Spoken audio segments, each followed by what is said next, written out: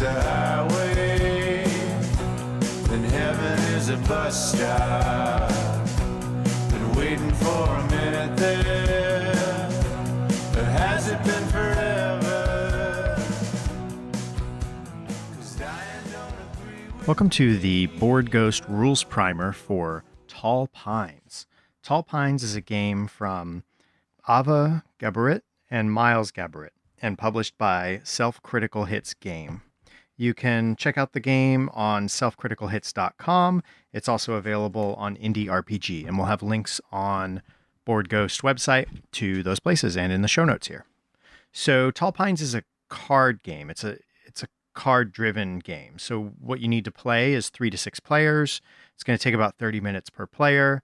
Some index cards, post-it notes, pens and markers, place to play, of course.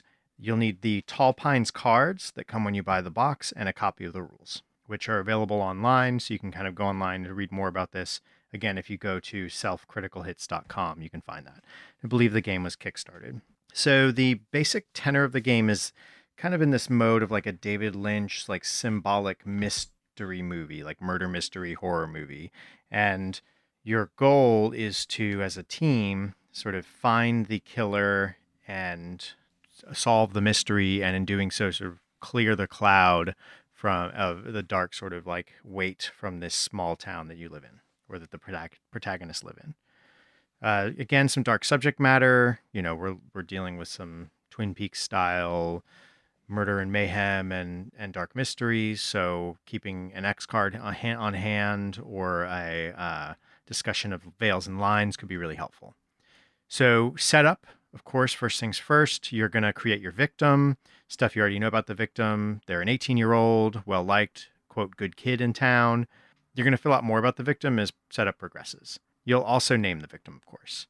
You'll also be generating your protagonists. So these are 6 people working to find out what happened to the victim, and at least one is going to appear in every scene, and you as players share the protagonists. So you share these characters.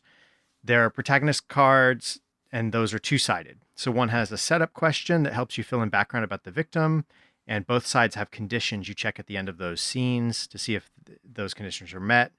You also will be giving a little description of the protagonist and naming them. So there are these things called tone on the bottom of each scene and protagonist card, and there are 3 tones. So there's resolve, the will to see the mystery through by catching the murderer, cleansing the town of the dark cloud. So this protagonist or this character's resolve.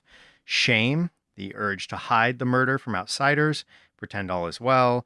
And understanding, which is an impulse to sympathize and apologize for the killer's motives and their actions. So there's sort of 3 tones that scenes can be imbued with. At the end of a scene, you actually check the tone to see if it matches a player's secret, and then you'll reveal that secret, which also helps advance the tale and add a little more depth and twist to things. There's also a symbols deck, and those contain images that you can interpret along with the other card text and add sort of surreal or symbolic moments to your tale. So how to play the game.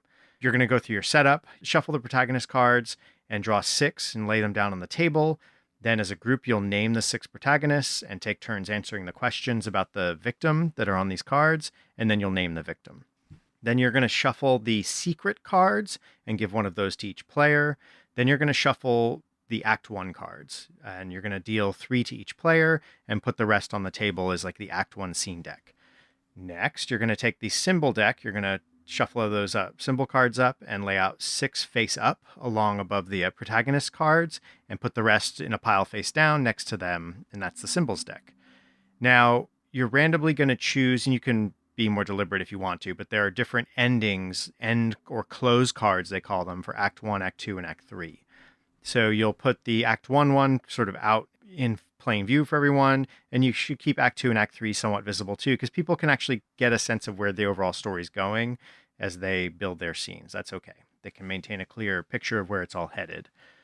So after you've concluded Act 1 scenes and close card and that close card, and you're going to shuffle the Act 2 cards and deal 3 of those to each player, and you're going to put all the Act 1 cards back in the box, and you'll repeat the same when moving from Act 2 to Act 3. So take all the Act 1 cards away, shuffle up the Act 2 cards, deal 3 to each person, put the deck down onto Act 2, and the same when you get to Act 3. Drawing cards, you don't draw more scene cards unless you can put a symbol card back on top of the deck. And so we'll get into that as we play. So the next thing you do is you start setting up scenes. Like once everyone's set up who the victim is, everyone has their cards, you're going to do one scene per act. Each player will start one scene per act.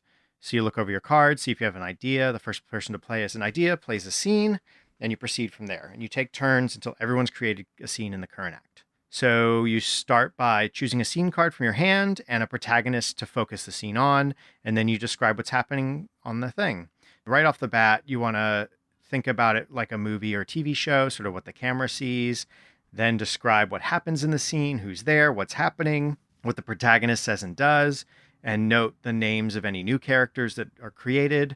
And optionally, you can cast other players to play other protagonists or other like non-protagonist characters in the scene, and you just play out the scene, role-playing and narrating freely.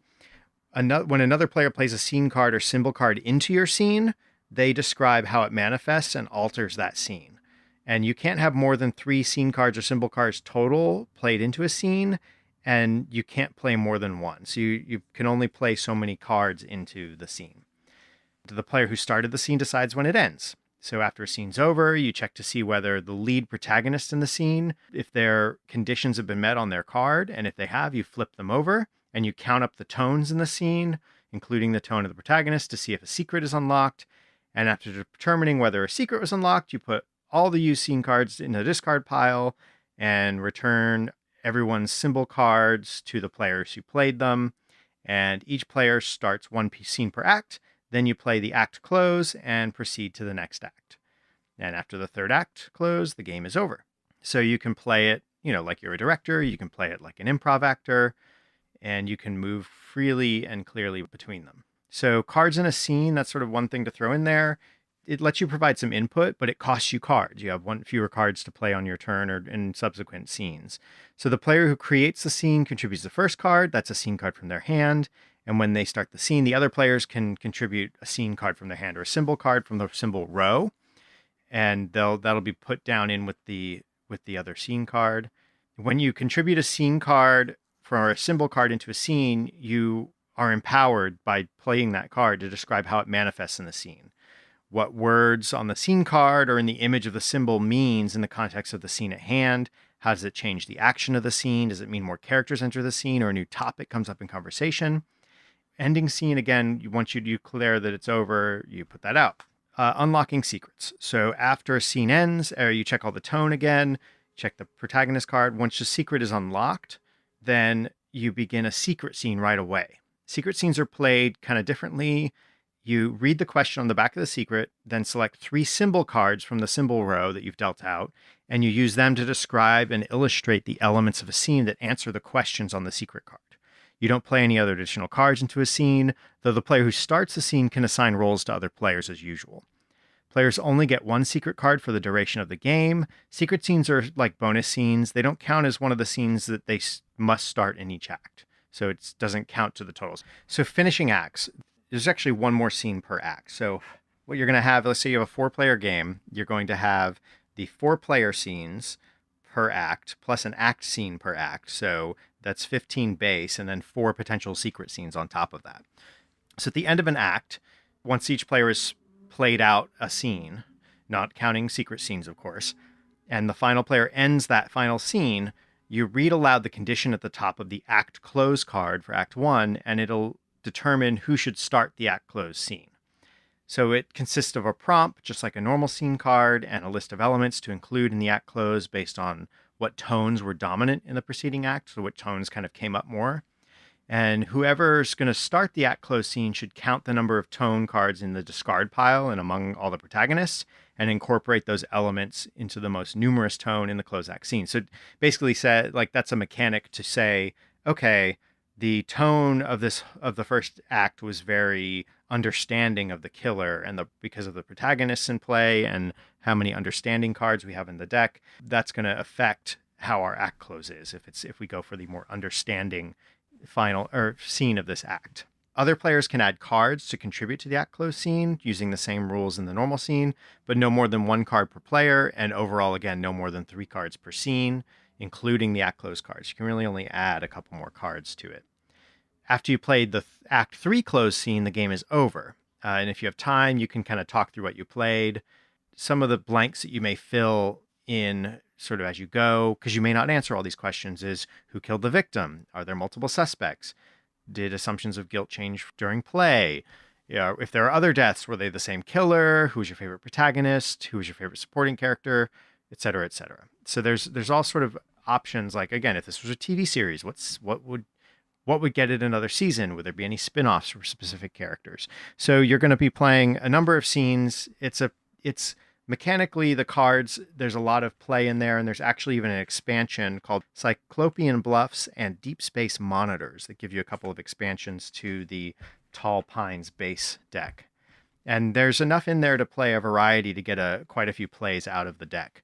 You can check out our first playthrough of this game that happened the same time that this primer is coming out, and you can check out more of the game at selfcriticalhitsgames.com.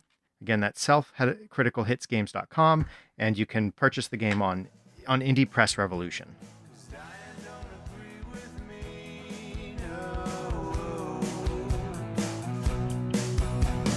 Dying don't agree with me.